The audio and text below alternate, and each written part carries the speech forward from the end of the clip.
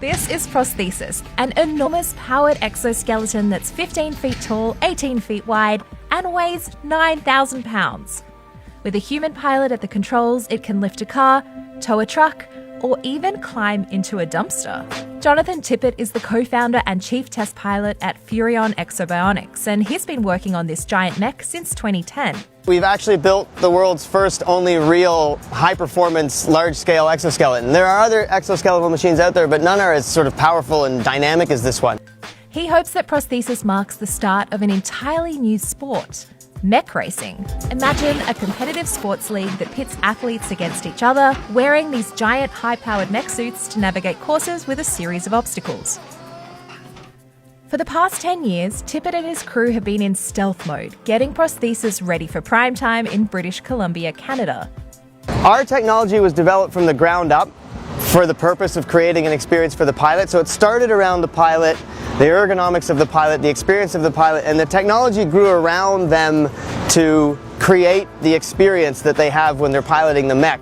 Cradled in an adjustable harness at the centre, the pilot controls the mech with their arms and legs. Instead of being a bipedal or two-legged machine, Prosthesis has 4 identical legs that give it stability, so it's easy to balance. The pilot's arms control the outside legs of the machine, and the pilot's legs control the inside legs of the machine. You have clamps on your arms, you grip the hand grips, you have clamps on your legs, you clip in your feet. So you are completely connected to this exoskeletal control interface inside the machine. And it's mechanically connected to the 4 legs of the machine. If the machine can't move, the pilot can't move until you power the whole thing up. And then the exoskeletal control frame picks up the pilot's inputs and amplifies them to the legs, and then as the legs move under hydraulic power, their position is translated back to the exoskeleton, and the pilot literally feels the position of the machine and how much force they have to put into the legs to make them move.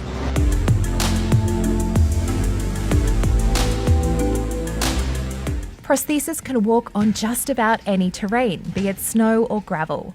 Powered by 550 pounds of custom-designed lithium-ion batteries, it gets around an hour of runtime. That drops to 20 minutes of action if you're going at it full steam, and it's currently gotten up to around 5.6 kilometers an hour, but the goal is to go faster. So to help them get closer to racing, Furion Exobionics is developing a sort of training academy where wannabe mech pilots can learn the ins and outs of controlling Prosthesis.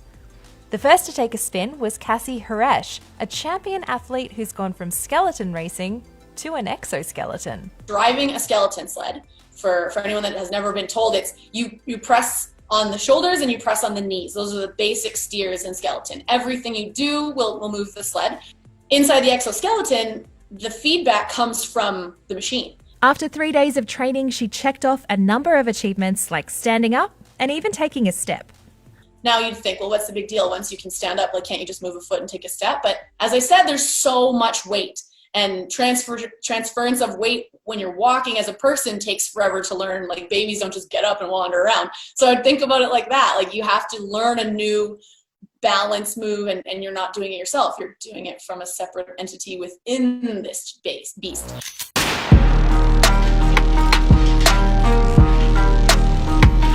A big part of learning to pilot a mech is making mistakes like falling over. While it looks pretty scary from the outside, I've been told it's actually nowhere near as bad as it looks.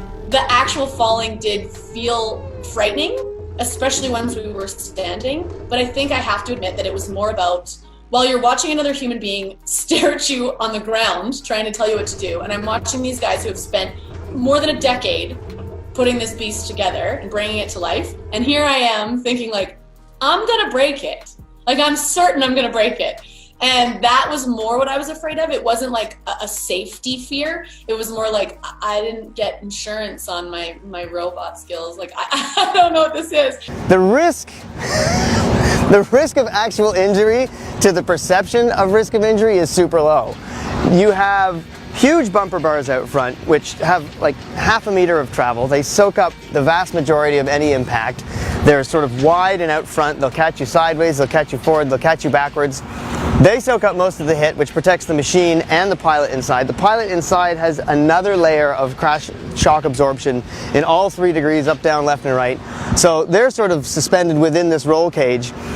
Actually, I say the safest place is inside the machine.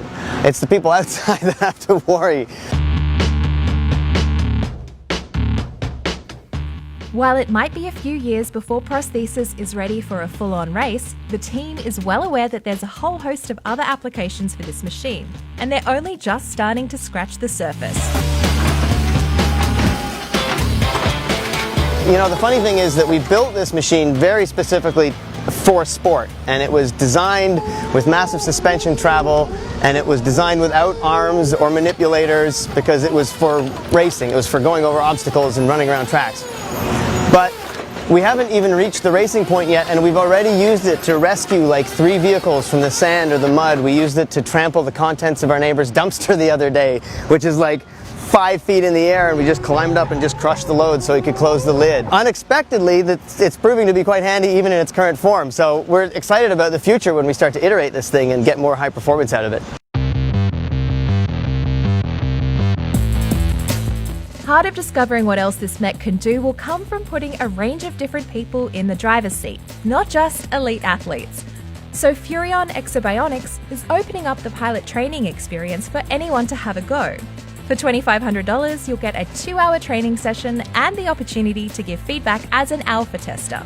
So my suggestion to anyone getting in, professional athlete or otherwise, be rested, and in terms of whatever you're doing physically, don't change anything now. If you're gonna get in there and try it, you're gonna find out where you're the most weak. My leg strength didn't necessarily serve me in each and every activity we did. And the biggest and most important thing, in my opinion, is just stay calm. Don't rush through the motions. Don't try to do more than you need to do. Going slower to learn anything that is that super proprioceptive, is okay. While we wait for mech racing to develop into a fully fledged sport, piloting this large-scale powered exoskeleton is surely the closest thing you'll get to piloting Ripley's power loader from Aliens. And to me, that's pretty much the coolest thing ever.